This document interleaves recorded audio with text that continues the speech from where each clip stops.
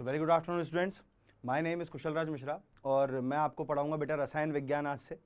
और इसके बाद से हम जो शुरू करने वाले हैं, जो जो टॉपिक्स आपके रह गए हैं उन सब पे हम धीरे धीरे बात करेंगे। और उसके बाद जो भी हमारे प्रीवियस ईयर के क्वेश्चंस हैं, जो इस बार आने की पूरी संभावनाएं हैं, वो सब चीज़ें मैं आपको एक्सप्लेन करूंगा with a very efficient manner, बिल्कुल इस तरीके से कि आपको आपने पढ़ा और ये आपको समझ में आ गया। ठीक है, तो हमारा जो टॉपिक है बेटा उसका नाम है डी ब्लॉक के तत्व। कौन से तत्व बेटा? डी ब्लॉक के तत्व। ठीक है, हम लोग इस पे बात कर रहे हैं। अब इसी में इस चैप्टर के अंदर बेटा एफ ब्लॉक के तत्व भी आएंगे, इसमें कहीं कहीं उप सह संयोजन यौगिक ये भी आपके काम में आएंगे। लेकिन उससे पहले हमें ये समझना है कि डी ब्लॉक के तत्व असल में कहेंगे कि नहीं, क्या है डी ब्लॉक के तत्व। तो बेटा डी ब्लॉक के तत्व जो होते हैं वो आवर्त सारणी में बिल्कुल मध्य में स्थित होते हैं बेटा। कहाँ पर स्थित होते हैं? मध्य के अंदर स्थित होते हैं। और ये कुल मिला के हमारे पास 3 श्रेणियां हैं, 3D श्रेणी, 4D श्रेणी और 5D श्रेणी। 6D श्रेणी जो है वो अभी तक अकॉर्डिंग टू NCERT जो है बेटा वो बिल्कुल अभी इनकम्प्लीट है। हालांकि अगर आज के हिसाब से मैं देखूं तो वो पूरी हो चुकी है, उसके आगे कुछ एलिमेंट्स भी ऐड हो चुके हैं और वो मामला सारा चलता जा रहा है, उसमें कहीं कोई दिक्कत वाली चीज़ नहीं है।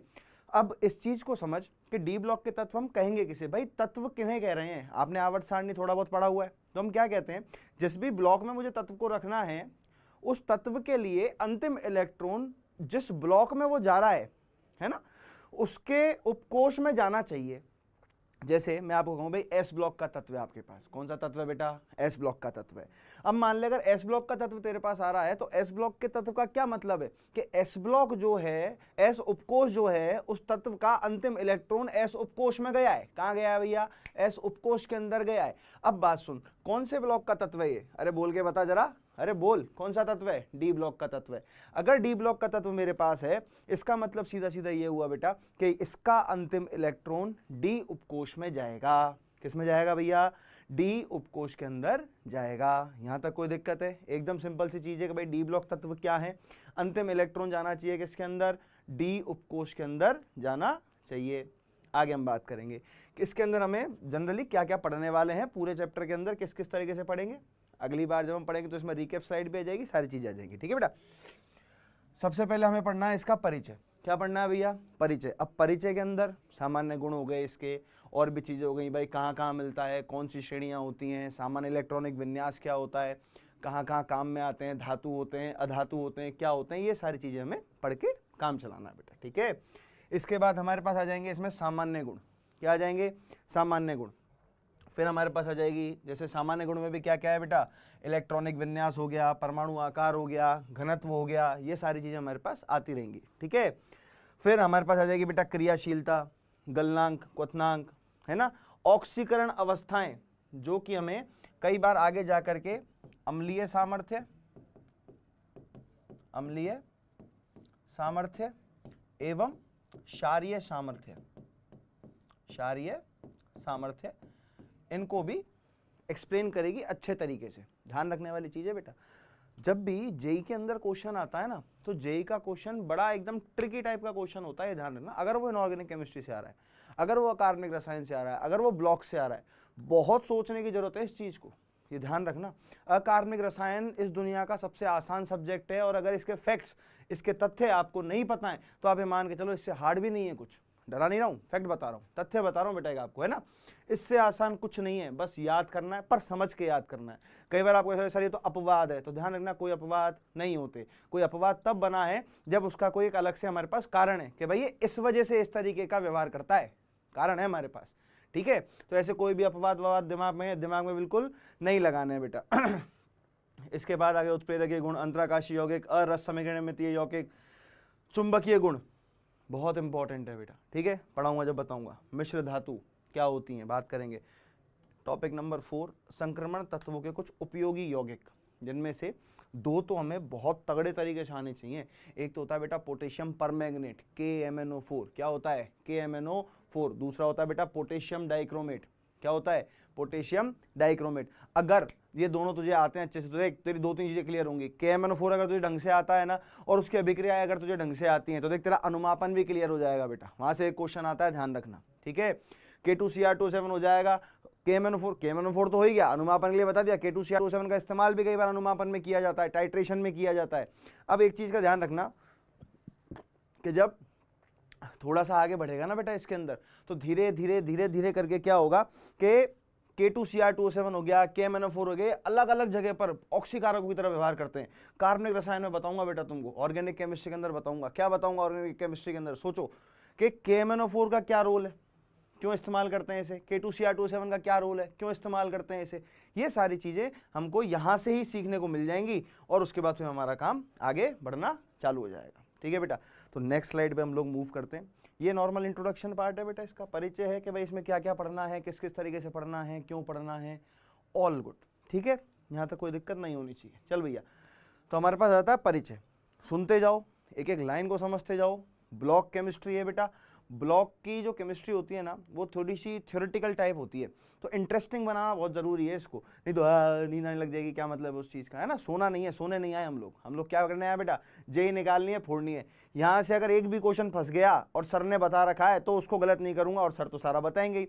तो बेटा जो भी क्वेश्चन फंसेगा वो सर ने बता रखा होगा, बिल्कुल बेफिक्र रहना इस चीज़ के लिए। ठीक है, चलो, तो मैंने आपको जैसा बताया कि आवर्त सारणी के जिन तत्वों में अंतिम इलेक्ट्रॉन डी कक्षकों में भरे जाते हैं, किस में भरे जाते हैं बेटा, डी कक्षक में भरे जाते हैं, डी उपकोष में भरे जाते हैं, डी खंड के तत्व कहलाते हैं। अब इस चीज को मैं कैसे समझूंगा वो देख जरा, यहाँ पे थोड़ा सा समझ कि भाई मेरे पास किसी भी तत्व का एक अंतिम इलेक्ट्रॉन है बेटा, क्या है, अंतिम इलेक्ट्रॉन है।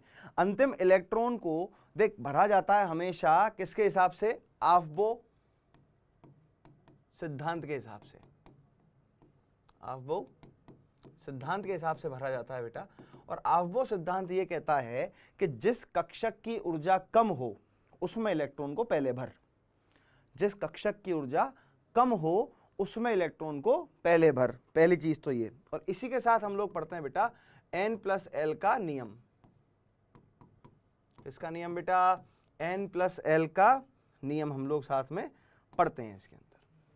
ठीक है, अब बात को समझ, दोनों चीजों को ढंग से समझ क्या होती हैं, तभी जाकर के तुझे ये चीज समझ में आएगी कि ब्लॉक है क्या, असल में ब्लॉकों को किस तरीके से आगे बढ़ाना है। ठीक है भैया, आफबो का सिद्धांत जो है वो 3-4 सिद्धांतों को मिला करके बनाया गया है, जो मैं समझता हूं कि तुमने परमाणु संरचना में पढ़ लिया होगा और तुम्हें आता भी होगा। ठीक है बेटा, N+L का नियम भी उसी के अंदर आता है। यहाँ पर N क्या होती है बेटा, N क्या होती है हमारी मुख्य क्वांटम संख्या, क्या होती है बेटा, मुख्य क्वांटम संख्या।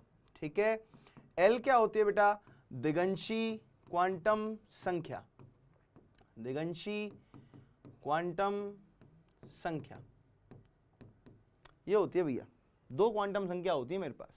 और अगर मैं पूछूं कि N असल में और क्या है, मुख्य क्वांटम संख्या यानी आपका आवर्त, सिंपल सा तरीका है पहचानने का एकदम। अगर पीरियोडिक टेबल आवर्त सारणी आती है तो N तो 1 मिनट में पता चल गया। ठीक है बेटा, अब निकालना है मुझे L, क्या निकालना है, L, बहुत आसान है L निकालना, वेरी इजी। देख L में क्या करना होता है, इसको निकालने के लिए डायरेक्ट लिख दे N-1, खत्म। लेकिन N-1 तो इसकी अंतिम वैल्यू होगी, अंतिम मान होगा इसका N-1। कहां से कहां तक आएगा, L का मान आएगा बेटा 0, 1, 2 और जहां तक N जा रहा है, और इसके हिसाब से मुझे पता चलेंगे S, P, D, F कैसे निकल के आएंगे। नॉर्मल सी चीज थी एकदम, ऐसा तो नहीं था कि भाई बहुत हार्ड था, कुछ ऐसा था नहीं था ना, एकदम भी बिल्कुल भी बहुत आसान था।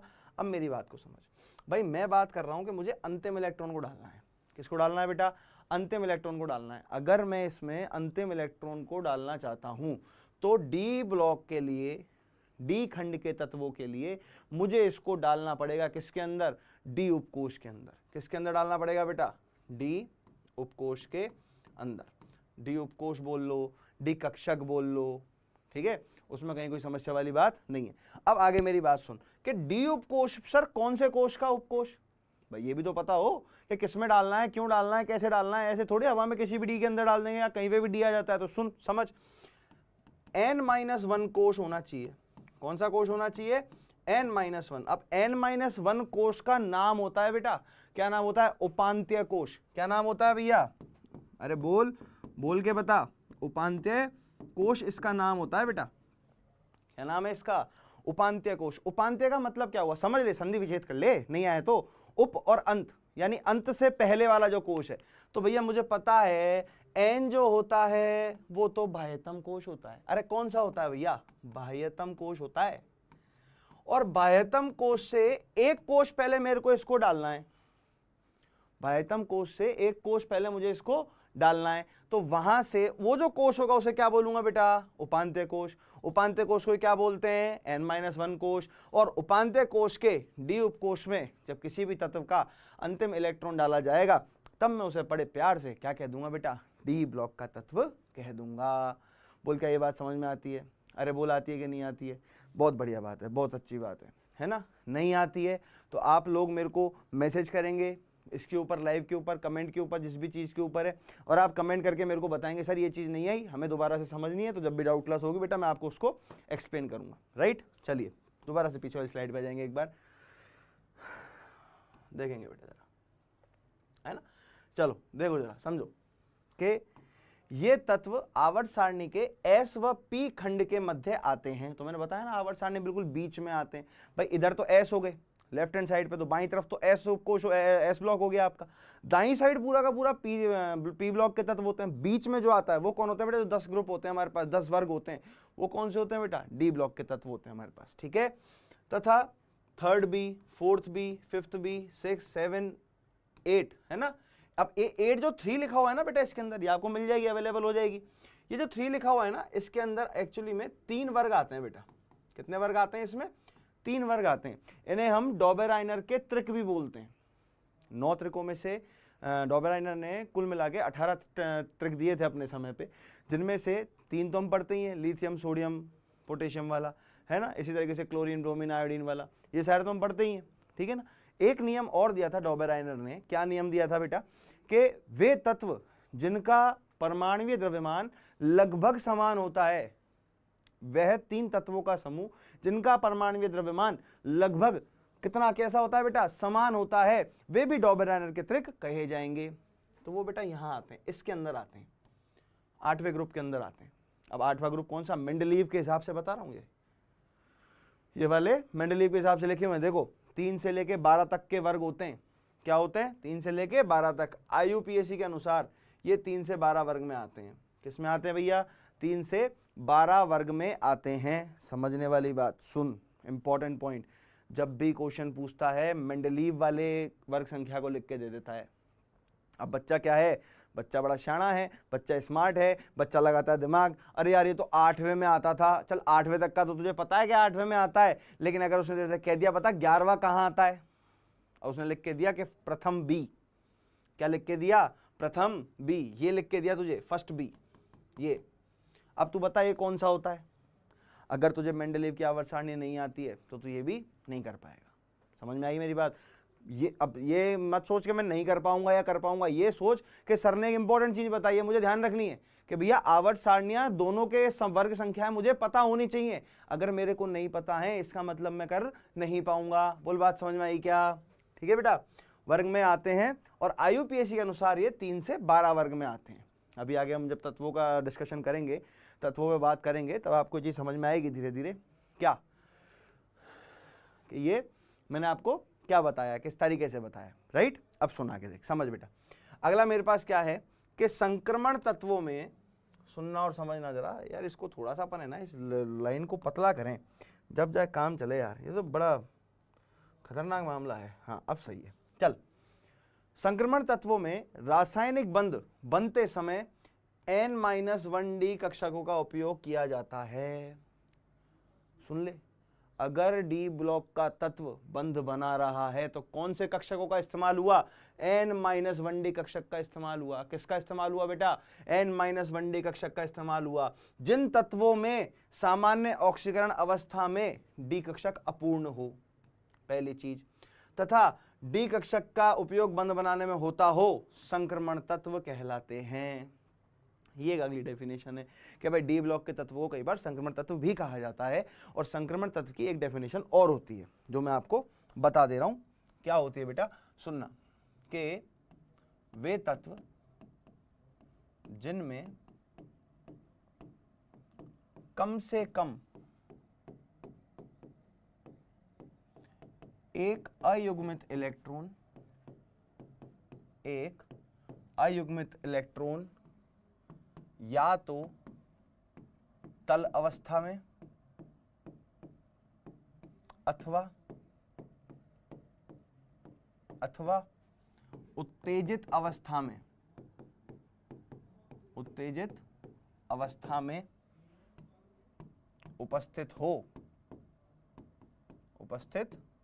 हो वे संक्रमण तत्व कहलाते हैं, संक्रमण तत्व कहलाते हैं।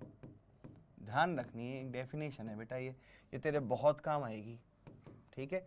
अगर हो तो एक बार इस वीडियो को पॉज करना और इसको जरूर से लिख लेना, याद से लिख लिया। अब सुन, मैंने क्या बताया बेटा कि वे तत्व जिनमें कम से कम एक अयुग्मित इलेक्ट्रॉन, या तो तल अवस्था जो होती है बेटा, तल अवस्था को हम कहते हैं जो उनकी परमाणवीय अवस्था होती है। कौन सी अवस्था बेटा? परमाणवीय अवस्था जिसे कहते हैं ना अपन, वो होती है हमारी तल अवस्था, परमाणवीय अवस्था। और जो उत्तेजित अवस्था है वो क्या होती है? तो उत्तेजित अवस्था जो होती है बेटा वो उनकी आयनिक अवस्था होती है। कौन सी होती है बेटा? अरे यार सोए मत यार, ऐसे मत करे यार, जल्दी बोल जल्दी बोल जल्दी बोल। कौन सी होती है? आयनिक अवस्था होती है, ठीक है। यानी एक तो मेरे पास कोई परमाणु है, जैसे जिंक हो गया, कॉपर हो गया, निकल हो गया, सिल्वर हो गया, इरिडियम हो गया, ऑस्मियम हो गया, नॉर्मल है। ये तो जो सब हैं बेटा जो परमाणुवीय रूपों के अंदर है। किन के अंदर है? परमाणुवीय रूपों में। लेकिन अगर मैं बात करूं किनकी बेटा? आयनिक अवस्था, तो मैं कहूंगा Cu+2, Zn+2, Ag+1, Ag+2। समझ में आई ना? तो या तो तल अवस्था में या फिर उसकी उत्तेजित अवस्था में, दोनों में से किसी एक में भी अगर अयुग्मित इलेक्ट्रॉन मिल गया तो मैं उसे क्या कहूंगा भैया? संक्रमण तत्व कहूंगा। तो यहां से कई बार हम लोग बेटा एक स्टेटमेंट देते हैं, कथन देते हैं, वो क्या होता है समझना, सभी डी ब्लॉक के तत्व संक्रमण तत्व कहलाते हैं, सभी डी ब्लॉक के तत्व संक्रमण तत्व कहलाते हैं, लेकिन सभी संक्रमण तत्व डी ब्लॉक के तत्व नहीं होते हैं। ये दिमाग में ध्यान रखने वाली चीज है, बहुत जरूरी। सारे डी ब्लॉक के तत्व तो संक्रमण तत्व हैं, लेकिन सारे के सारे जो संक्रमण तत्व हैं वो डी ब्लॉक के तत्व नहीं हैं। ध्यान रखेंगे इस चीज को, ठीक है। जैसे देख, अब समझ, ये चीज समझ में आई, संक्रमण तत्व किसे कहते हैं, क्यों कहते हैं, क्या होते हैं। अब सुन आगे समझ कि आवर्त सारणी में यद्यपि डी खंड के 40 तत्व हैं। कितने तत्व हैं बेटा? 40, ठीक है। परंतु संक्रमण तत्व 36 ही हैं। कितने हैं? 36। अब सुन, सेकंड बी वर्ग, अब ये सेकंड बी वर्ग कौन सा होता है बेटा? ये होता है हमारे पास 12वां वर्ग। कौन सा होता है बेटा? 12वां वर्ग होता है हमारे पास, ठीक। के तत्व जिंक, कैडमियम और मरकरी और अनबाइयम है ना, यद्यपि डी खंड के तत्व कहलाते हैं परंतु संक्रमण तत्व नहीं कहलाते। क्यों? ये सदैव +2 ऑक्सीकरण अवस्था प्रदर्शित करते हैं। क्या प्रदर्शित करते हैं? हमेशा केवल +2। अब देख, इसके अंदर जो है मैं तुझे एक एक्स्ट्रा चीज और बताऊंगा, तुझे मजा आ जाएगा उसको पढ़ के, है ना, जो एक्चुअली में तुझे लगेगा कि हाँ यार ये चीज तो मस्त है, जो मिली नहीं कहीं भी, लेकिन हमें आज सर ने बताई, ठीक है। क्योंकि इनमें डी कक्षक पूर्ण रूप से भरा होता है। भाई जाहिर सी बात है, पूर्ण पूरित कक्षक जिसके होंगे वो बहुत ज्यादा स्थायी होता है। पहली चीज सब जानते हैं कि नहीं जानते हैं? हाँ या ना बोलेंगे फटाफट से? हाँ जानते हैं सर। अब मेरी बात सुन, अगर कक्षक तेरा पूर्ण पूरित है, गौर से सुन ले और समझ ले जो कह रहा हूं, अगर कक्षक पूर्ण पूरित है तो वो अपना इलेक्ट्रॉन जल्दी से निकालने नहीं देगा। अगर निकालने नहीं देगा बेटा तो बंद बनाने में क्या डी कक्षकों ने भाग लिया? नहीं लिया। भाई बाहर वाले तो काम में आ गए, लेकिन जो डी कक्षक हैं वो तो पूर्ण रूपेण भरे हुए हैं। बोले भैया मैं तो कहीं नहीं जाऊंगा, तुम कुछ भी कर लो, मैं तो एक इलेक्ट्रॉन नहीं दूंगा मेरा। बेवजह तुम उसको ऊर्जा दोगे, जो काम 200 रुपए में हो सकता है उसको तुम 1500 रुपए में कराओगे। रुपए का मतलब किलो जूल ऊर्जा दोगे, कैलोरी ऊर्जा दोगे।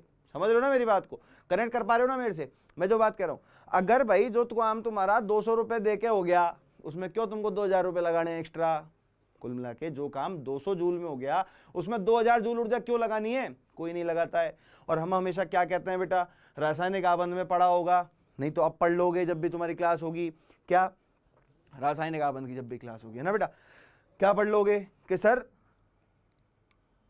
हाँ, कि जितनी ज्यादा ऊर्जा निकलती है, खर्चा जितना ज्यादा होता है, हमारा बंध उतना ही प्रबल बनता है। ध्यान रखना। और जितना खर्चा तुम्हारा लग गया, तुम्हें ऊर्जा देनी पड़ रही है बंध को बनाने के लिए, अरे भाड़ में जाए, ऐसा बॉन्ड बनाना ही नहीं हमें तो, ठीक है भैया। तो अर्थात बंध बनाने में डी कक्षक भाग नहीं लेता। समझ में बैठ रही है बात? कोई भी दिक्कत आए पूछेंगे, ठीक है। अब सुन, सबसे पहले आया बेटा मेरे पास कौन कौन से ऐसे वो हैं तत्व जिन पे मैं बात कर रहा हूं। सबसे पहले बेटा जिंक। अब जिंक जो है उसका परमाणु क्रमांक है 30। क्या है? परमाणु क्रमांक। अब मेरी बात सुन, 1s2, 2s2, 2p6, 3s2 3p6, ये आ गया 3d10 और ये आ गया 4s2, ये आ गया 3d10 और ये आ गया 4s2। ठीक है, सुन पा रहा मेरी बात, समझ पा रहा है? अब ये जो इसका इलेक्ट्रॉनिक विन्यास आया है, तू यहां से केवल ये 2 इलेक्ट्रॉन ही तो गायब करेगा। तो देख अगले में मैंने गायब कर दिए। क्या आ गया तेरे पास? 3d10 आ गया कि नहीं आ गया? अब तू गौर से सुन, मेरी उस परिभाषा के ऊपर आ जा। मैंने क्या कहा था? या तो तल अवस्था में यानी कि परमाणु अवस्था में, ठीक, या उत्तेजित अवस्था में, दोनों में से किसी भी एक में अगर तेरे को अयुग्मित इलेक्ट्रॉन मिल जाए, अनपेयर्ड इलेक्ट्रॉन मिल जाए, तो समझ जाना बेटा वो संक्रमण तत्व है, अदरवाइज नहीं है। अरे सर आपने सही कहा था एकदम। अरे देख देख, अरे यार देख, यहां पे तूने लिखा बेटा 3d10 और 4s2। अरे क्या लिखा? 3d10 और 4s2। तो देख बेटा ये दोनों भी युग्मित इलेक्ट्रॉन है, होंगे क्या नहीं होंगे? अरे भाई अगर तू 3d बनाएगा, देखिए तूने 3d बना दिया, ऐसे बनता है ना, इधर बन गया बेटा 4s, ये 2 इलेक्ट्रॉन भरे हुए हैं पहले से, भरे हुए, देख इधर देख, गौर से देख, दिखेगा तुझे भरे हुए कि नहीं भरे हुए? अच्छा ये तो 2 इलेक्ट्रॉन भर गए। अब डी के अंदर 10 इलेक्ट्रॉन। अरे यार 1 2 3 4 5 6 7 8 9 10, अरे ये तो सारे इलेक्ट्रॉन भरे हुए हैं। इसका मतलब क्या हुआ? अरे बोल क्या हुआ इसका मतलब? इसका मतलब मेरा बेटा ये हुआ कि ना तो मुझे परमाणु अवस्था में इसमें एक भी अयुग्मित इलेक्ट्रॉन मिला, नहीं मिला ना, और ना मेरे को इस आयनिक अवस्था में भी एक भी अयुग्मित इलेक्ट्रॉन नहीं मिला। और अगर मुझे दोनों के अंदर ये अयुग्मित इलेक्ट्रॉन नहीं मिला, इसका मतलब ये संक्रमण तत्व नहीं है। पहली चीज क्लियर हुई। दूसरी सुन बेटा, सेम होता है कैडमियम के अंदर 48 होता है परमाणु क्रमांक। अब ये हमने आगे कैसे लिख दिया बेटा? ये हमने नोबल गैस, जो हमारी जो नोबल गैसेस होती है ना, उनके हिसाब से हमने इनका जो है परमाणु ये इलेक्ट्रॉनिक विन्यास लिख दिया। ठीक है, अब आया हमारे पास बेटा क्रिप्टॉन 36। क्रिप्टॉन में 36 इलेक्ट्रॉन भर के आ रहे हैं। आगे बढ़े 5s2 लिखा, 4d10 लिखा। देख ना तो तल अवस्था में, ना तो परमाणु अवस्था में, और ना ही आयनिक अवस्था में, ना तो तल अवस्था में, ना ही आयनिक अवस्था में। जब दोनों के अंदर ही अयुग्मित इलेक्ट्रॉन नहीं हो तो उसे क्या कह देते हैं बच्चा लोग? हाँ शाबाश, उसे कह देते हैं असंक्रमण तत्व। वो संक्रमण तत्व नहीं है क्योंकि इलेक्ट्रॉन ही नहीं है। अयुग्मित इलेक्ट्रॉन होगा तो कह दूंगा कि हाँ है, नहीं होगा तो मना कर दूंगा बोले नहीं है, बिना देखे, नो टेंशन। केवल क्या पता होना चाहिए? इलेक्ट्रॉनिक विन्यास पता होना चाहिए।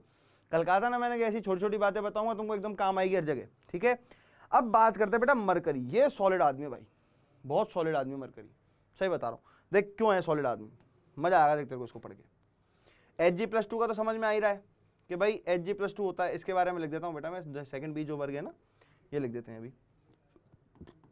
सेकंड बी वर्ग को 12वां वर्ग कहते हैं और फर्स्ट बी को 11वां वर्ग कहते हैं। ठीक है, ध्यान रखेंगे, कोई टेंशन नहीं है, एकदम बिल्कुल आसान चीज। ठीक है ना, नोट कर लेना है, छोटी छोटी चीजें जिनको आपको नोट करते हुए चलना है। ठीक है, अब सुन, हाँ मरकरी के बारे में बात करेंगे भैया। तो मरकरी भैया बड़े अच्छे, मरकरी का परमाणु क्रमांक 80 है ना, और तुम्हें पता हो तो इसका घनत्व बहुत ज़्यादा होता है, पहली चीज़। दूसरा, मरकरी जो है ना, जिसको अपन पारा भी बोलते हैं कई बार, क्या बोलते हैं बेटा? पारा। ये 2 तरीके के यौगिकों के लिए माना जाता है। एक तो ये आपको दिख रहा है Hg+2, ये बहुत छाना देखो बेटा, हाँ होशियार है ये। एक तो आपको दिख रहा है Hg+2, ये आयन है मर्क्यूरिक आयन। कौन सा आयन है बेटा? Mercuric ion. ठीक है, अगर इंग्लिश में भी हम इसे लिख लें तो ये हो जाएगा बेटा मर्क्यूरिक आयन, हम लोग इसे कहते हैं। इसका एक आयन और बनता है जहां आपको उलझाया जा सकता है ना। आपने विद्युत रसायन पता नहीं मुझे पढ़ा है कि नहीं पढ़ा है, एक बार मैं देख लूंगा। तो विद्युत रसायन में आपने कई जगह एक ऐसा यौगिक देखा होगा Hg2Cl2, सही है ना, Hg2Cl2। अगर मैं इसे तोड़ दूं तो बेटा ये बनेगा Hg2+2 + 2Cl-। अरे बोले सर ये क्या है? ऐसा कुछ तो कभी देखा ही नहीं है, ये क्या होता है सर? ये क्या है सर? ये क्या है? What is this? Hg2+2, ये तो कुछ नया सा ही नजर आ रहा है। इसको बोलते हैं बेटा मर्क्यूरस आयन। क्या बोलते हैं इसे? Mercurous ion.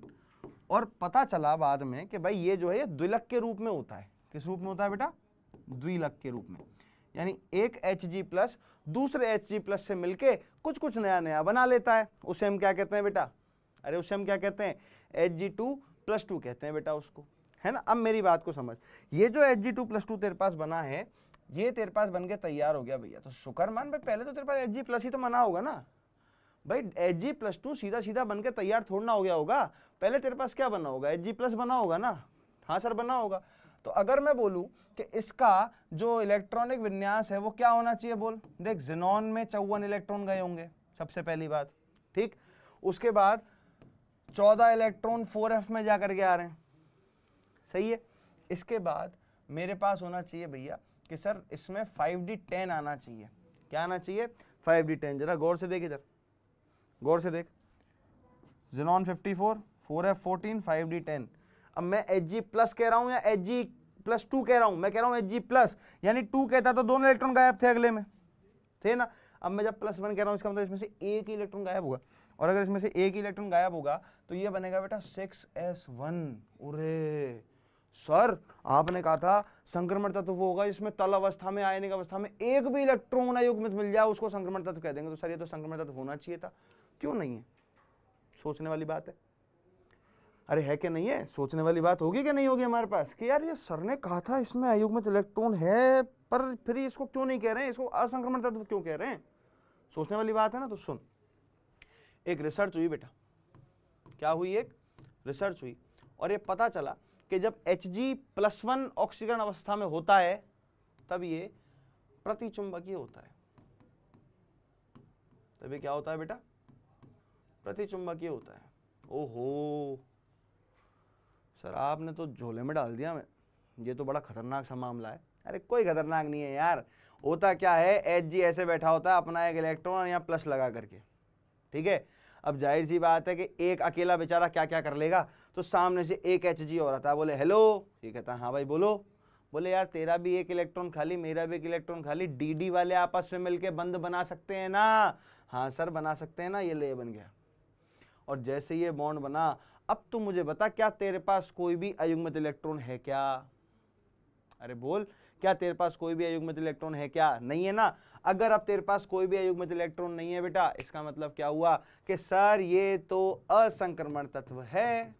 अरे कैसा तत्व है भैया, असंक्रमण तत्व है, बोल है कि नहीं, अरे बोल, बात समझ में आती है कि नहीं आती है ना।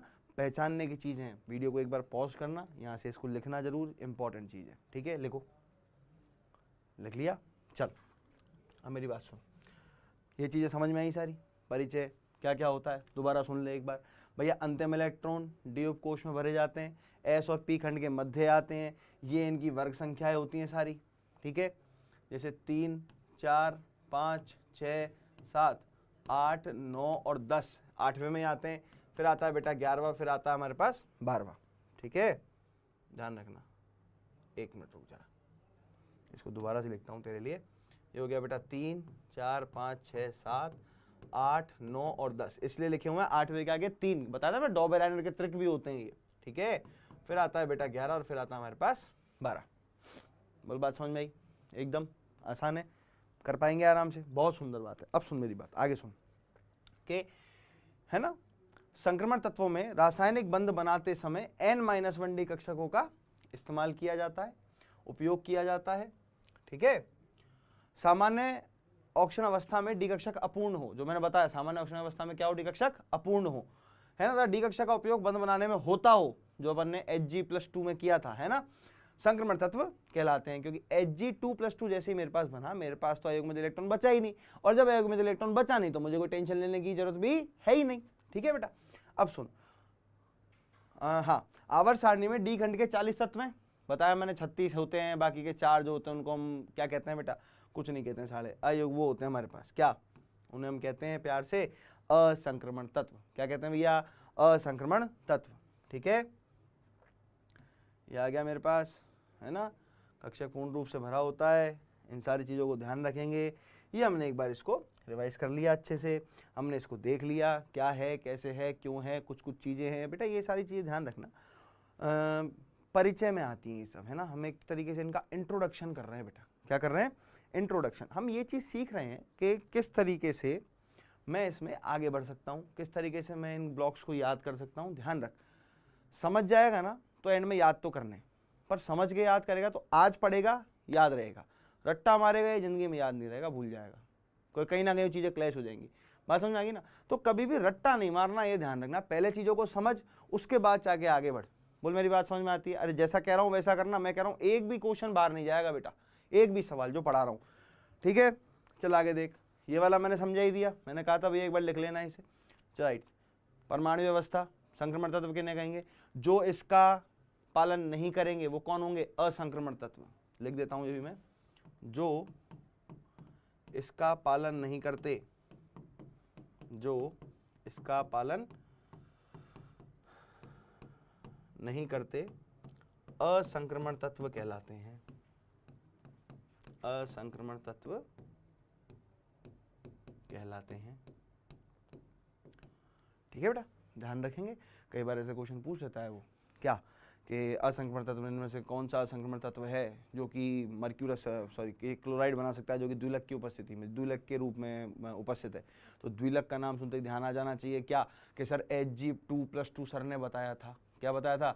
Hg2+2 सर ने बताया था। ठीक है, कर पाएंगे ये वाली चीज़ें स्टार्टिंग में जो अपन ने देखी थी बेटा, है ना। अब हमारे पास आ जाता है अगला पॉइंट, ठीक, कि जिंक, कैडमियम, मरकरी में डी उपकोष के अंदर, डी उपकोष अंदर की ओर ना भरकर बाह्यतम कोष में भरता है। ठीक है, Zn, Cd और Hg में इलेक्ट्रॉन जो होता है वो कहाँ भरता है बेटा? बाह्यतम कोष में भरता है। ये भी आगे मैं समझाऊंगा अभी थोड़ा सा कि Cu, Ag तथा Au की +1 ऑक्सीजन अवस्था में डी कक्षक पूर्ण भरा होता है, परंतु सुन ले, Cu+2, Ag+2 और Au+3 ऑक्सीकरण अवस्था में डी कक्षक बंध में भाग लेता है तथा अपूर्ण होता है, अतः ये संक्रमण तत्व हैं। अपनी एनसीईआरटी खोलेगा, सबसे पहला जो उसके अंदर पाठ्य निहित प्रश्न तुझे मिलेगा, इन टेक्स्ट क्वेश्चन जिसे हम कहते हैं बेटा, उसमें लिखा हुआ है क्या कि सिल्वर के पास, Ag के पास, किसके पास बेटा?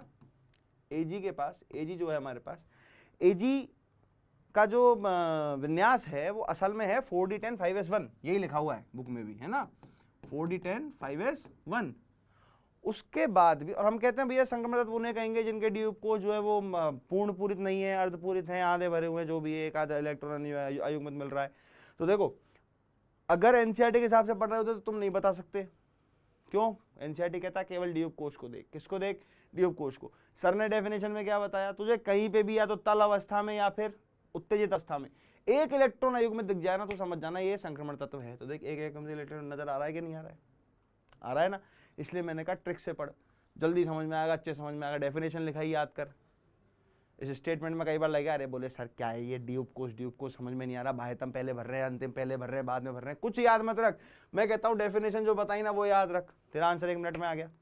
बोला आया कि नहीं आया? अगली बात सुन, अगर मैं इनकी +1 ऑक्सीजन अवस्था बना लूं, ठीक है, जो कि यहाँ बनाई भी हुई है, देख, Cu की बनाई Cu+1 तो है 3d10, लेकिन +2 में कौन सी है बेटा? 3d9। एक अयुग्मित इलेक्ट्रॉन आ जाएगा। कितना आ जाएगा बेटा? एक अयुग्मित इलेक्ट्रॉन आ जाएगा। ठीक है, Ag+ में बात करूं तो 4d10 तो हो गया, लेकिन यहाँ पे फिर से क्या आ जाएगा बेटा? एक अयुग्मित इलेक्ट्रॉन। अब सुन, 5d10 Au+1 में आएगा, क्योंकि इसका जो विन्यास देख बड़ा खतरनाक सा है, 4f14 5d10 6s1, तो यही से पता चल रहा है तो क्या होगा? अरे ये तो क्या होगा? अयुग्मित इलेक्ट्रॉन आ गया ना, तो संक्रमण तत्व होगा। क्या होगा बेटा? संक्रमण तत्व होगा।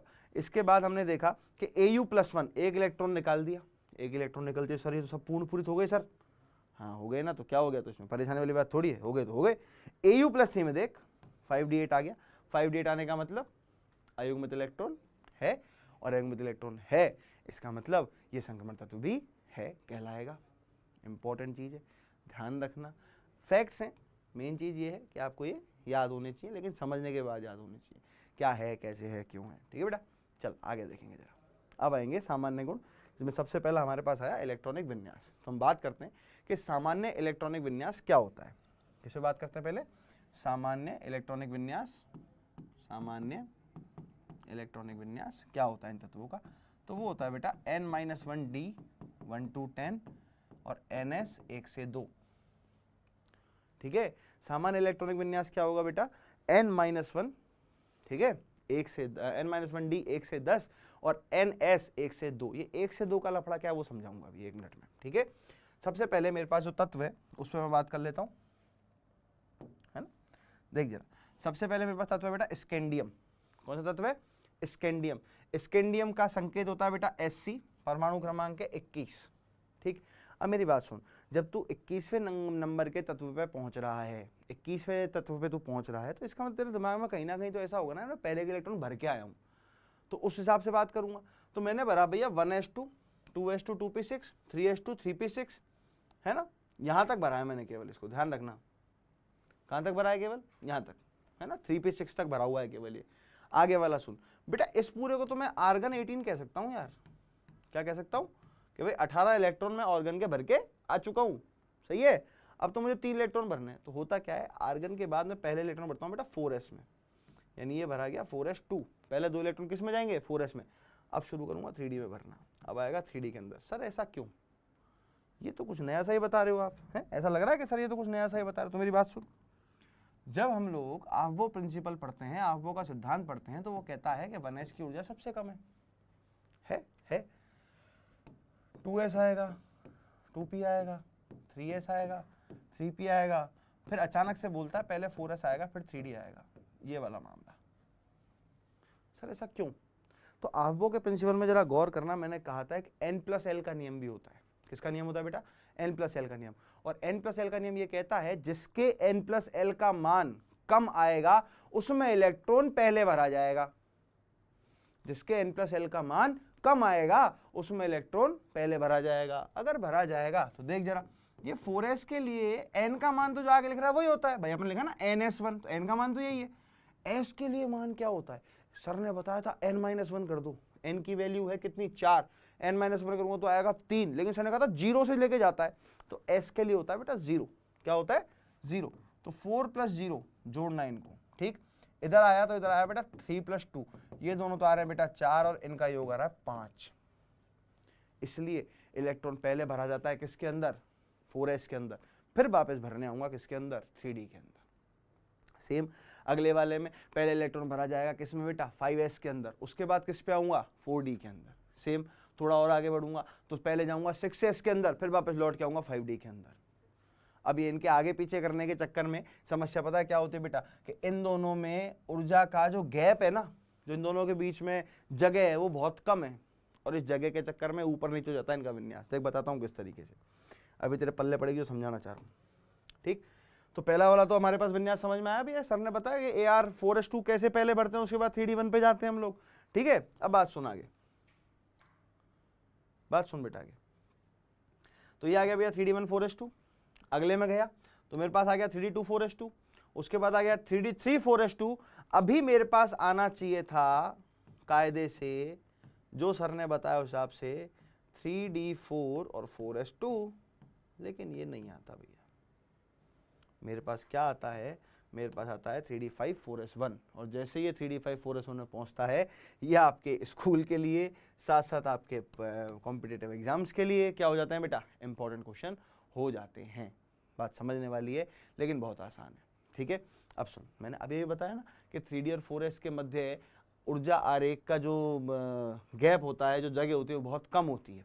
अगर वो गैप, अगर वो जगह बहुत कम है, इसका मतलब फटाफट से एक इलेक्ट्रॉन छलांग मार के ऊपर जा सकता है कि नहीं जा सकता है? अपने आप को स्थायी करने के लिए जा सकता है ना? समझ क्या समझाना चाह रहा हूँ? देख इधर, इधर देख जरा, जो समझाना चाह रहा हूँ भाई साहब। आपके पास जो ऊर्जा आरेख बनाया जा रहा है ना, उसके हिसाब से भाई यहाँ पर तो आपकी ऊर्जा चल रही है, ठीक, यहाँ पर आपके उपकोषीय कक्षक चल रहे हैं, ऐसा मान लो, है ना, यहाँ पर हमारे कक्षक चल रहे हैं। ठीक है भैया, तो इसके हिसाब से 4s कहीं यहाँ पे है, 4s कहाँ पे है? कहीं इस जगह पर है, राइट। और 3d जो है बेटा वो बिल्कुल इस तरीके से बैठा हुआ है, 3d कुछ इस तरीके से बैठा हुआ है, राइट। अब सुन, अगर इलेक्ट्रॉन यहाँ पर 2 हैं, जो हमेशा से 2 भर के आ रहे हैं, उसके बाद ही आ रहा हूं मैं वहां, 1 2 3 4, ठीक है यार। बुद्धि चला खुद की। एक बार हमने पढ़ा है अर्धपूरित कक्षक और पूर्णपूरित कक्षक। अर्धपूरित कक्षक और पूर्णपूरित कक्षक जो होते हैं बेटा, वो अक्सर ज्यादा स्थायी होते हैं बजाय आंशिक रूप से भरे हुए कक्षकों की बजाय, ठीक। तो होता क्या है, इन दोनों में इतना कम एनर्जी डिफरेंस होता है बेटा, ये छलांग मार के कहाँ चला जाता है, इलेक्ट्रॉन यहाँ चला जाता है। और जब ये इलेक्ट्रॉन भाई साहब छलांग मार के इधर चला गया ना, तो मस्ती पता है क्या होती है, मस्ती ये होती है कि ये तो गायब हो गया यहाँ से, अरे भाई साहब पहुँच गए यहाँ पे। अब मेरी बात सुन, तू कहेगा सर इसमें तो आपने इसका स्थायित्व छेड़ दिया ना, बिल्कुल नहीं छेड़ा। एस के अंदर तो इलेक्ट्रॉन आ ही दो सकते हैं, समझना तो समझा रहा हूँ, एस के अंदर तो इलेक्ट्रॉन आ ही दो सकते हैं। अगर एस में केवल इलेक्ट्रॉन दो ही आ सकते हैं, इसका मतलब उसका पूर्ण पूरित 2 इलेक्ट्रॉन पे, उसका अर्धपूरित 1 इलेक्ट्रॉन पे, तो उसके स्थायित्व में मैंने कोई छेड़खानी करी क्या, नहीं करी। लेकिन 3d4 और 3d5 में जमीन आसमान का फर्क है। 3d4 जो है वो आंशिक रूप से भरा हुआ विन्यास है, आंशिक पूरित विन्यास है, लेकिन 3d5 जो है बेटा मेरे पास वो एक अर्धपूरित विन्यास है, जो कि अधिक स्थायी होगा। क्या होगा बेटा, अधिक स्थायी होगा। यानी 3d5 बन गया, अधिक स्थायी हो गया, मजा आ गया, नो टेंशन एकदम, ठीक है। चल अच्छा, एक और चीज, दिमाग चला, बुद्धि चला। अगर मान ले यहां पर 9 इलेक्ट्रॉन होते तो भी तो सेम काम होता कि नहीं होता, अरे तो भी तो सेम काम होता कि नहीं होता, होता ना बेटा। तो इसका मतलब यहाँ पर 10 इलेक्ट्रॉन हो जाते। तो यार सर हमारे पास एक विन्यास ऐसा भी आना चाहिए भाई, अभी आया है 3d5 4s1, तो आगे कहीं सर ये भी तो आना चाहिए ना कि सर 3d10 4s1। हाँ सर कहा तो है, तो आएगा, सर ने कहा है तो आएगा भैया, नो डाउट, सर ने कहा है तो आएगा। देख समझ के क्रोमियम का विन्यास 3d5 4s1, ठीक है। इसके बाद आया मैग्नीज का विन्यास, मैग्नीज का विन्यास है 3d5 4s2, जैसा हमने बताया एज इट इज चल रहा है मामला, कोई दिक्कत नहीं है। 3d6 4s2 3d7 3d8 ये आ गया, देख ये आ गया, देख ये आ गया, देख ये आ गया। 3d10 4s1 कौन आ गया, कॉपर, बोल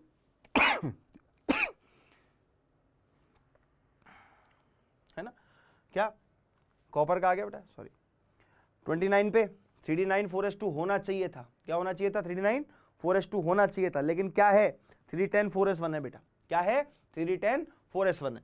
इसके बाद जिंक की अगर बात करें तो जिंक है बेटा 30 3d10 4s2, और 3d10 4s2 एक पूर्ण पूरित विन्यास है, हमें पता है ये एक असंक्रमण तत्व भी है। क्या है बेटा, असंक्रमण तत्व।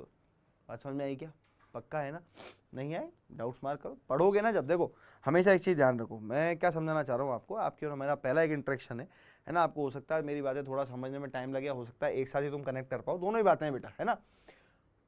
बिल्कुल परेशान मत हो ना, धीरे धीरे करके हम लोग हर चीज़ को कवर करेंगे और आगे बढ़ेंगे, ठीक है। लेकिन यहाँ एक चीज़ समझने वाली है कि ये है बेटा ब्लॉक केमिस्ट्री, ठीक है। यहाँ पर है फैक्ट्स, याद तो करना पड़ेगा, जेई निकालनी है पढ़ना पड़ेगा, आईआईटी में जाना है पढ़ना पड़ेगा, सीधी सी बात है देख, है ना। नहीं तो बाद में बहुत सारी चीज़ें जिससे आईआईटी निकाली जा सकती है, कोई खास बड़ी बात नहीं है बेटा। ये मत सोचो सर हमारी तो 11th खराब हो गई थी, हम तो 12वीं नहीं निकाल पाएंगे, अरे ऐसा कुछ नहीं है, ऐसा कुछ भी नहीं है। बहुत सारे बच्चे ऐसे मेरे पास खुद के मेरे पढ़ाए हुए हैं, 11वीं में बिल्कुल गड़बड़ हो गए, 12वीं में बढ़िया रिजल्ट लाके और किसी ना किसी आईआईटी में एनआईटी में पहुंच गए, ठीक है ना। इन चीज़ों को ध्यान रखो। और ऐसे बच्चे भी हैं जिन्होंने थ्रू आउट एक अच्छा परफॉर्मेंस किया, आईआईटी खड़गपुर मिली एक बच्चे को, लेकिन उसके बाद उसने बिट्स पिलानी चूज करी क्योंकि वो ब्रांच उसको वहाँ चाहिए थी कि सर इतना दूर में नहीं जाऊँगा। तो ये कुछ चीज़ें, ठीक है ना, आप इन चीज़ों को ध्यान रखो, अपने दिमाग से लगाओ। आओ जिंक पे बात करें, जिंक की देखें तो बेटा 3d10 4s2, राइट। यहाँ तक कोई दिक्कत नहीं, समझ में आता है एकदम अच्छे से, नहीं आए डालो चैट पे, देख लेंगे बता देंगे, कोई दिक्कत नहीं है ना। ये वाली चीज़ मैंने बताई दी, आपको ग्राफ बनाना हो तो आप बना सकते हो, नहीं तो कोई दिक्कत नहीं है, ठीक है। चलो अगली 4D श्रेणी पे आ जाओ। अब देख बात सुन मेरी कि इसको अलग अलग श्रेणियों के हमने नाम दे रखे हैं। पहली वाली को नाम दे रखा है बेटा 3D श्रेणी, क्या दे रखा है, 3D संक्रमण श्रेणी। क्यों, क्योंकि इलेक्ट्रॉन जा रहा है 3D के अंदर। अगर इलेक्ट्रॉन जाएगा 4D के अंदर क्या नाम रख देंगे, 4D संक्रमण श्रेणी। 5D में जाएगा क्या नाम रख देंगे बेटा, 5D संक्रमण श्रेणी। एकदम आसान चीजें हैं कि नहीं है ना। आगे देख, अब यहाँ आया भैया, अच्छा इनको याद करने का तरीका भी सुन ही लो, है ना, एक बार मजा भी आ जाएगा तुम्हें थोड़ा सा कि वाह सर क्या चीज एक मिनट जरा,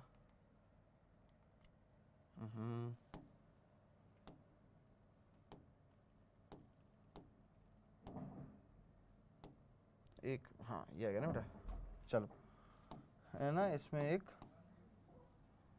याद करने का तरीका भी इसको सुन ही लो एक बार, है ना, समझ में आ जाएगी चीज़ें। देख बेटा, याद करने का तरीका है, इन दोनों को बोल सकता हूं मैं शक्ति, है ना, विकार, मन, फेकोनी,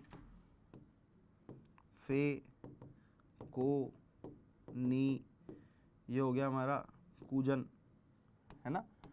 अलग अलग तुमको बहुत मिलेंगे, इसमें बता देता हूँ, है ना।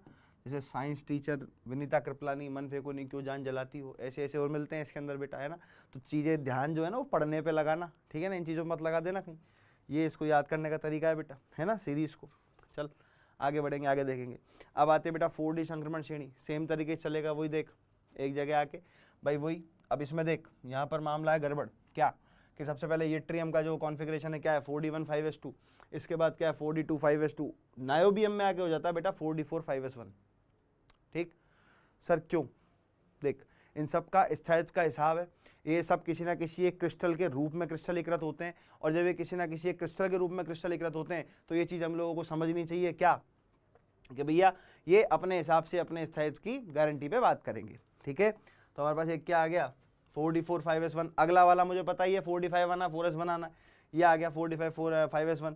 इसके बाद देख वापस से, अच्छा पैलेडियम सबसे खतरनाक है भैया, सबसे खतरनाक है, क्यों करता है ऐसा नहीं पता, है ना, लिखा हुआ भी नहीं है किसी बुक में, चिंता मत करना, है ना। और वैसे अगर निकालोगे तो देखो आयनन ऊर्जाओं का योग हो सकता है इसमें कहीं कहीं परमाणु त्रिज्या का एक भाग हो सकता है, अलग अलग मल्टीपल रीजन हो सकते हैं, लेकिन पैलेडियम का एक परफेक्ट आंसर जो है ना वो कहीं भी लिखा हुआ नहीं है, किसी बुक में लिखा हुआ नहीं है बेटा। ठीक है, पैलेडियम पे बात करें तो Kr 4D10 5s0, मतलब क्रिप्टॉन में चला जाएगा, 36 इलेक्ट्रॉन डाल के आ रहा हूँ, इधर होता 4D10 5s0। तो जिन जिन पे स्टार लग रहा है ना बेटा, ये ध्यान रख, ये जिन जिन पे स्टार लग रहा है ना, देख 1 star 2 star 3 star 4 star 5 star 6 star, ये सब तेरे काम के हैं, है ना। देख इधर देख क्या कर रहा है ये 4D7 5s1, अगले में क्या कर रहा है 4D8 5s1। तो इस तरीके से डी ब्लॉक को संक्रमण तत्व कहना बिल्कुल लाजमी है, ये कामों को अपनी मनमर्जी के हिसाब से कर रहा है बेटा, समझ रहा ना मेरी बात को, अपने हिसाब से कर रहा है, बोले मैं तो इलेक्ट्रॉन ऐसे ही लूंगा, भाड़ में जाए आप वो का प्रिंसिपल आप वो का सिद्धांत, मुझे क्या मतलब, अपन तो अपने घर के राजा, अपने को लेना देना ही नहीं है कोई चीज़ से, ठीक है ना। तो ये अक्सर डी ब्लॉक में, अक्सर एफ ब्लॉक में देखने को मिलता है, और कई बार क्या होता है बेटा इनसे क्वेश्चन भी आ जाता है आपके पास, कई बार क्या जाता है बेटा आपके पास, इनसे क्वेश्चन भी पुटअप हो जाता है कि ये कैसे होगा, ये ऐसे होगा, ये इस तरीके से होगा, इन चीज़ों का आपको ध्यान रखना चाहिए। ठीक है, देख आगे देख इसका, हाँ सर इसको तो याद करने का तरीका बताओ सर, है ये तो हम चलो देख लेंगे, याद कर लेंगे। तो भैया यारी जरा निभा मौत तक रुक कर, मौत तक रुक रहा पड़े आग, रहा, एक मिनट जरा, राह पड़े आग तो कूद जा। ठीक है, तो यारी जरा निभा मौत तक रुक कर, और राह पड़े आग तो कूद जा, बात ही खत्म, हटा बोले साइड में निकल, कोई मतलब ही नहीं है, कर पाएंगे, है ना। सर ये सब याद करना है क्या, नहीं याद करना है, जो कह रहा हूँ दिमाग में रखना, बता इसलिए रहा हूँ तो मैं ध्यान रहे कि हाँ ऐसा कुछ होता है, बस स्टार वालों को थोड़ा थोड़ा देख लेना जिन पर टिक लगा हुआ है ना, बाकी सब में 3D श्रेणी आनी चाहिए बस ढंग से, कोई भी क्वेश्चन आएगा वो 3D श्रेणी से आएगा, बहुत रेयर होता है कि 4D या 5D श्रेणी से तुमसे क्वेश्चन पूछ लिया जाए। 4D 5D श्रेणी का क्वेश्चन आपको कई बार या तो पैलेडियम इसमें पैलेडियम वगैरह का, या फिर इसका चांदी का, सिल्वर का, एजी का, अर्जेंटम का, इसमें आपको मिल जाए, ठीक है ना बेटा, कैडमियम वगैरह का मिल जाए, क्योंकि कैडमियम कैसा तत्व है बेटा, असंक्रमण तत्व है, इन चीज़ों का आपको ध्यान रखना है। यहाँ से बात होती है भैया तगड़ी प्रॉपर चालू होने वाली, ये होती है भैया 5D संक्रमण श्रेणी। तू गौर करेगा ना सर ये 57 से सीधा 72 है, तो याद कर, थोड़ा थोड़ा आवर्त सारणी पड़ा होगा। 57 के बाद 14 तत्व, कितने तत्व बेटा, 14 तत्व जो होते हैं, है ना, वो 14 तत्व कहाँ चले जाते हैं, एफ ब्लॉक के अंदर बेटा, किसमें चले जाते हैं बेटा, एफ ब्लॉक में चले जाते हैं। और जब वो एफ ब्लॉक में जाते हैं तो 14 परमाणु क्रमांक के बाद का जो परमाणु है वो मुझे यहाँ देखने को मिलता है। तो 57 के बाद से चालू होते हैं, 58 से चालू होते हैं बेटा, है ना, 58 से चालू हो के कहाँ तक पहुँचते हैं, 71 तक पहुँचते हैं। ठीक है, 58 से चालू हो कहाँ तक पहुँचते हैं बेटा, 71 तक पहुँचते हैं, सीरियम से लेके, और हमारे पास जो है सी से लेकर के और 71 तक वाला जो हमारा वो होता है तत्व होता है, वहाँ तक जाता है आराम से ना, लॉरेंशियम उसको वो कहते हैं अपन, लुटेशियम Lu, है ना।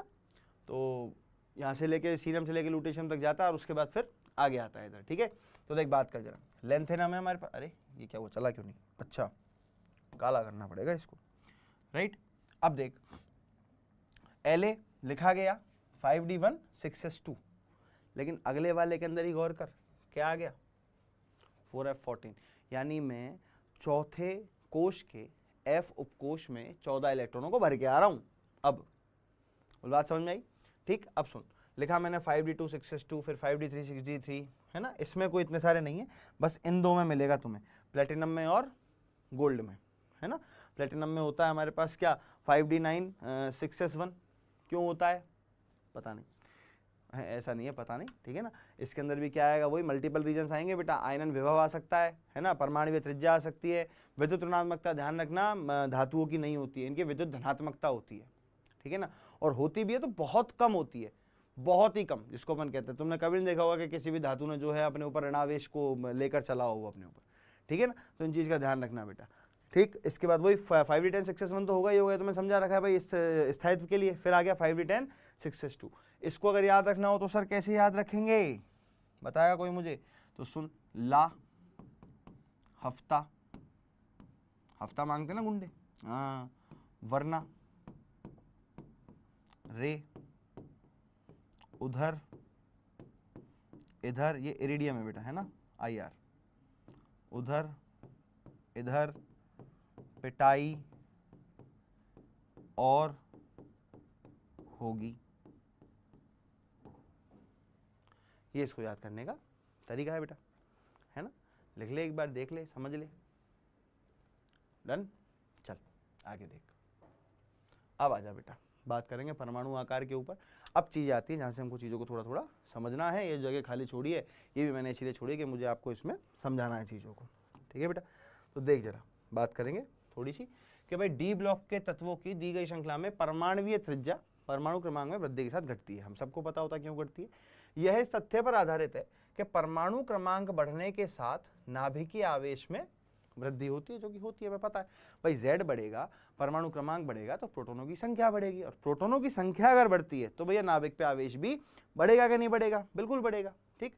जिसके कारण नाभिक का इलेक्ट्रॉन अभ्र, इलेक्ट्रॉन क्लाउड पर आकर्षण बढ़ता है ना, उसको खींचेगा वो। भाई इस तरीके से मान ले कि यूं आसपास पूरे पे क्या है, इलेक्ट्रॉन है तेरे, ठीक। बीच में यहाँ पे इस तरीके से नाभिक रखा हुआ है, ठीक है ना, बीच में क्या रखा हुआ है बेटा, ये नाभिक रखा हुआ, और इसके आसपास क्या है, इलेक्ट्रॉन। तो नाभिक तो खींचेगा, प्लस चार्ज है उस पे, प्लस है, माइनस वालों को क्या करेगा, खींचेगा अपनी तरफ। तो वही बताना चाह रहे हैं यहाँ पे, और आकर्षण बढ़ता है और आकार में कमी आती है। आवर्त में परमाणविक त्रिज्या में कमी समान रूप से नहीं होती है, बस ये ध्यान रखो, क्यों नहीं होती वो बता रहा हूँ। संक्रमण धातुओं की त्रिज्या में कमी समान आवर्त वाले S एवं P ब्लॉक के तत्वों की तुलना में कम होती है। मतलब कि इस वाली लाइन का मतलब समझो, हो सकता है तुम्हें ऐसा लगे वो सर ये क्या बता दिया अचानक से, कि संक्रमण धातुओं की त्रिज्या में कमी, यानी त्रिज्या के अंदर जिनकी जो कमी होती है ना, वो S और P की तुलना में कम होती है।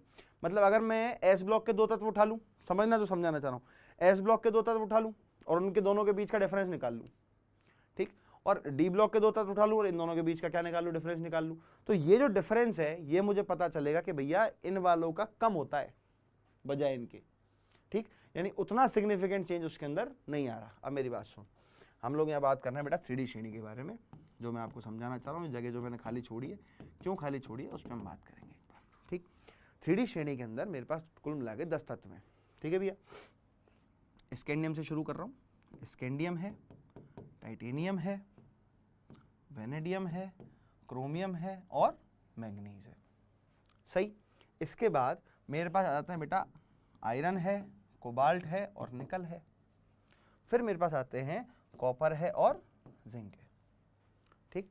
सर आपने इनको ऐसे क्यों लिखा है, एक लाइन में क्यों नहीं लिखा, अभी मतलब समझाता हूँ। देख यहाँ से लेके वहाँ तक तो आकार चुपचाप होता है कम, बिना कोई टेंशन के।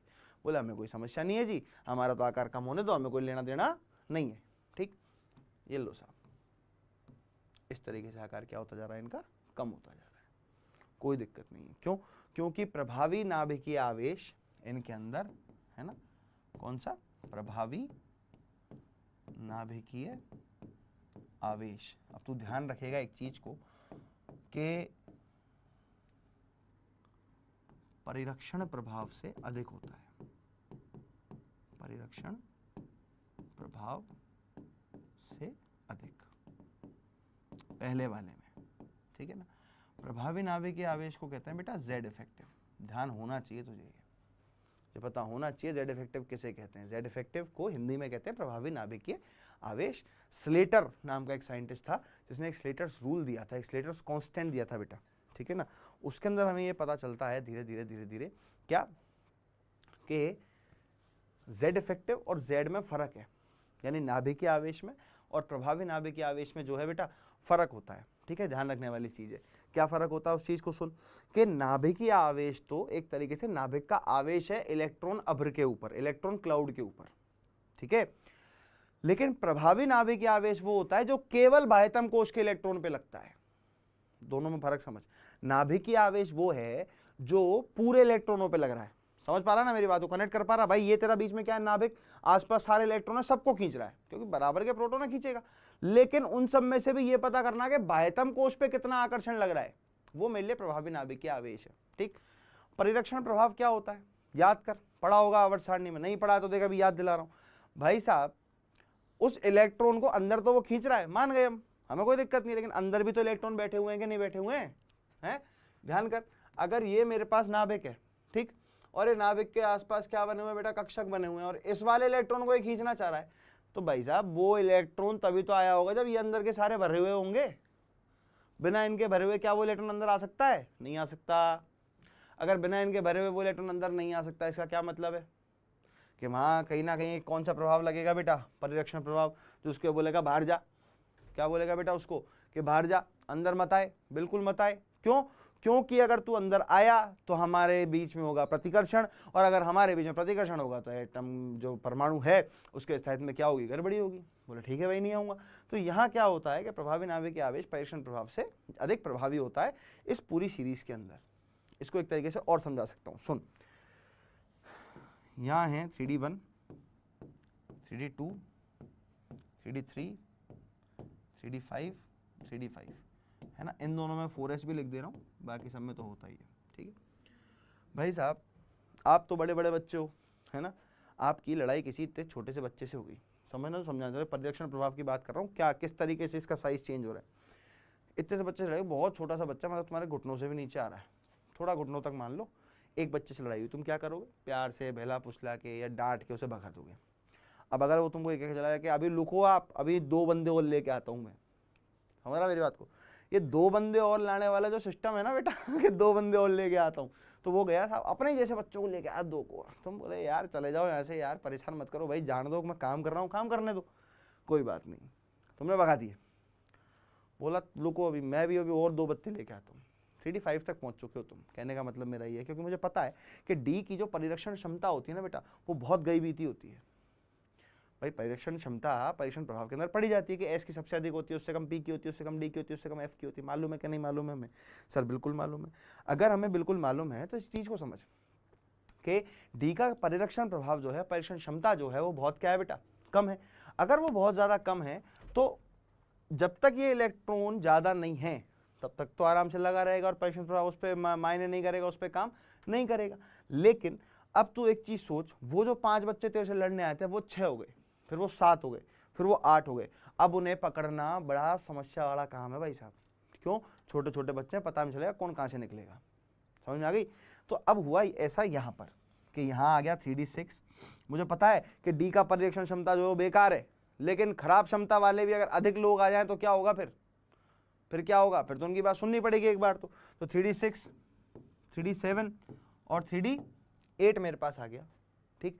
यहाँ आते आते इनका आकार लगभग क्या हो जाता है बेटा, बराबर हो जाता है। क्यों? क्योंकि अधिक संख्या में इलेक्ट्रॉन अभ्र होने की वजह से, इलेक्ट्रॉन क्लाउड होने की वजह से अब वो धीरे धीरे क्या करने लगेगा, मुझे बता क्या करने लगेगा बेटा, वो धीरे धीरे उस चीज को अपोज करने लगेगा। जो आकर्षण उसके ऊपर लग रहा है, हमने लिखा है ना यहाँ पर कि भैया जिसके कारण नाभिक का इलेक्ट्रॉन अभ्र पर आकर्षण बढ़ता है, इस आकर्षण को क्या करने लगेगा, वो रोकने लगेगा। बोले ना इधर मत आ भैया, इधर नहीं आएगा तू किसी भी हालत में। तो हम यहाँ ऐसा कहेंगे, अच्छा इसको हमने लिखा जेड इफेक्टिव, इसको हम लिख रहे हैं बेटा एसी, यानी कि शील्डिंग इफेक्ट, है ना, क्योंकि बार बार इतना बड़ा बड़ा लिखना आपके लिए भी नोट्स बनाने में आसानी होगी। जेड इफेक्टिव जो है वो यहाँ पर अब लगभग बराबर हो गया किसके बेटा, शील्डिंग इफेक्ट के, ठीक। अगले वाले में बात सुन, अगले वाले में बात को समझ, क्या होगा, अब की बार इलेक्ट्रॉन आ गए दोनों में 10-10, मुझे मालूम है इसमें 3D10 होता है, इसमें भी 3D10 होता है। वो सारे बोल रहे हैं, बोले जाओ यहाँ से, हमको तुम्हारे से क्या लेना देना, अब तो आकार बढ़ गया, क्या बढ़ गया, आकार बढ़ गया। यानी कि जो Z इफेक्टिव है मेरे पास वो अभी छोटा हो गया किससे बेटा, परिरक्षण प्रभाव से। और जब वो परिरक्षण प्रभाव से छोटा हो गया तो जाहिर सी बात है आकर्षण नहीं लग रहा, प्रतिकर्षण लग रहा है। और जब प्रतिकर्षण लगेगा तो सब कहाँ जाएंगे, दूर दूर जाएंगे कि नहीं जाएंगे। और अगर दूर दूर चले गए, ये इलेक्ट्रॉन जो है यहाँ से दूर चला गया, कहाँ चला गया, दूर, तो दूर जाने का मतलब आकार बढ़ गया, दूर जाने का मतलब आकार बढ़ गया। तो इसका एक प्रॉपर ऑर्डर जो है वो हम लोग डिस्कस करेंगे। एक बार तुम लोग ये देख लो और लिख लो इसको एक बार पॉज करके। डन। चलो इसके बाद हम थोड़ा सा आगे बढ़े एक बार, है ना। देखिए घनत्व पे बात करते हैं, नहीं घनत्व से पहले थोड़ी सी बात और करते हैं एक बार, है ना, थोड़ी सी बात और करते हैं। यदि मैं आवर्त में बात कर रहा हूँ, किसमें बात कर रहा हूँ बेटा, एक आवर्त में, तो मैंने आपको ऑर्डर बता दिया कि भैया स्कैंडियम सबसे पहले आएगा, सबसे बड़ा होगा, उसके बाद कौन होगा, टाइटेनियम होगा, उसके बाद कौन होगा, वेनेडियम होगा, उसके बाद वापस से जिंक आएगा। कौन आएगा बेटा, जिंक आएगा। क्यों आएगा, यहाँ देख, जिंक का आकार बढ़ाया कि नहीं बढ़ाया, और ये जिंक का आकार इतना बढ़ जाता है कि यहाँ आके बैठ जाता है बीच में, बोले हेलो आई एम हेयर, ठीक है। तो अगर यहाँ है तो एक बार लिख लेंगे इसका ऑर्डर हम लोग बाद में थोड़ा सा, है ना, कि scandium, titanium, vanadium, zinc, chromium, manganese, iron, है ना, और आकार लगभग लगभग बराबर होता है इनका, कोबाल्ट, निकल, कॉपर। इस तरीके का एक ऑर्डर आपके पास निकल के जाता है आवर्त में अगर बात करूं तो, ठीक है। वर्ग में अगर मैं बात करूं तो वर्ग वाला मामला थोड़ा सा इधर उधर है, समझना कि भाई वर्ग के अंदर मेरे पास सबसे पहले होता है तीसरा वर्ग, फिर मेरे पास आता है 4 से 12। ये मैं अलग से क्यों लिख रहा हूँ वो मैं आपको समझाऊंगा अभी। सबसे पहले मेरे पास आता है स्कूटर, यामाहा, ला 1। ये मेरे वो तत्व जिनसे 14 तत्व एफ ब्लॉक में उतर के चले जाते हैं। तो बेटा ये मेरी श्रेणी है 3D, ये मेरी है 4D, ये मेरी है 5D और ये मेरी है 6D। ठीक, समझ। 3D श्रेणी, 4D श्रेणी, 5D श्रेणी और 6D श्रेणी। जब मैं ऊपर से नीचे उतरूंगा तो मुझे मालूम है ना कि कोशों की संख्या बढ़ेगी। कोशों की संख्या अगर बढ़ेगी तो कोश की संख्या बढ़ने के कारण क्या होगा बेटा, बता, आकार में वृद्धि होगी कि नहीं होगी। भाई एक कोश ही बढ़ गया पूरा का पूरा, तो आकार में वृद्धि होगी कि नहीं होगी, बिल्कुल होगी। अगर वृद्धि होगी इसका मतलब ये कुछ इस तरीके से मुझे नजर आएगा। अपन इसको थोड़ा सा एक बार अलग पेन से लिख लेते हैं ताकि आपको देखने में सुविधा रहे, है ना। ये इस तरीके से आएगा। बाकियों में क्या होगा, बाकियों में क्या होगा कि भैया यहां से अब मेरे पास इसके बाद कौन कौन से आते हैं, टाइटेनियम से शुरू होते हैं अपन, तो टाइटेनियम से लेके जिंक, ये पे जर्कोनियम से लेके कैडमियम, यहाँ से, अच्छा यहाँ के बाद 14 इलेक्ट्रॉन 14 तत्व कहाँ चले गए थे, एफ के अंदर चले गए थे, बताया था ना मैंने। और उसके बाद क्या आया था, हाफनियम से आ गया था 72 से, है ना, हाफनियम से लेके मरकरी तक 80 तक, ठीक। और इसको हम इनकम्प्लीट मानते हैं हाल फिलहाल के लिए, ठीक। अब सुन, यहाँ से यहाँ आकार बढ़ेगा, बड़ी खतरनाक चीज़ बता रहा हूँ, खतरनाक क्या प्यारी चीज़ बता रहा हूँ, आकार बढ़ेगा, लेकिन यहाँ आते आकार क्या हो जाएगा, समान हो जाएगा। क्यों, इन तत्वों के बाद इसमें लग जाएगा बेटा लेंथेनॉइड संकुचन। क्या लग जाएगा बेटा, लेंथेनॉइड संकुचन इसमें लग जाएगा। और जैसे लेंथेनॉइड संकुचन लगेगा आकार लगभग लगभग क्या हो जाएगा, बराबर। ग्रुप 3 वर्ग संख्या 3, देख किसी प्रकार का कोई भी अपवाद जिसको तुम कहते हो बात बात पे अपवाद नहीं है, ध्यान रखो। लेकिन जैसे आगे आया एक पर्टिकुलर कारण हमारे पास आएगा, भैया लेंथेनॉइड में संकुचन हो रहा है। क्या हो रहा है, लेंथेनॉइड में संकुचन, और उस संकुचन के कारण आकार लगभग लगभग क्या हो जा रहा है, बराबर। जितना बड़ा उतना ही कम हो गया।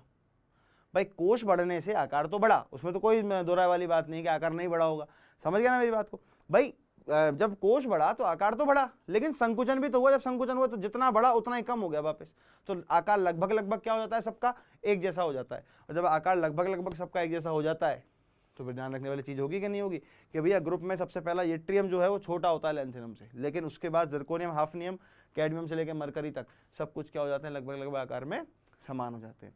ठीक है बेटा, तो आज का जो प्रोसेस है वो यहाँ तक करना है पूरा, है ना। आपको इस कंप्लीट जो हमने आज पढ़ा है इसको रिवाइज करना है अच्छे से। रिवाइज करने के बाद शीट जो है मैं आपको शेयर कर दूंगा इसके अंदर, उस शीट के क्वेश्चंस आपको लगाने हैं, पूरा ढंग से रिवाइज करना है। ध्यान रखेंगे एनसीईआरटी नहीं छोड़नी है पढ़नी किसी को भी, बहुत ध्यान रखना, इंपॉर्टेंट बुक है। बिल्कुल लाइन टू लाइन क्वेश्चन देखने को मिलते हैं। बोले सर हम तो जेई दे रहे हैं, हाँ जेई मेंस के अंदर भी, मेन के अंदर भी आपको बिल्कुल लाइन टू लाइन क्वेश्चन देखने को मिलेगा, इस चीज़ को ध्यान रखना। तो आपको क्या करना है भैया, पढ़ना है अच्छे से, पूरा रिवाइज करना है। ओके चलिए फिर मिलते हैं, थैंक यू वेरी मच।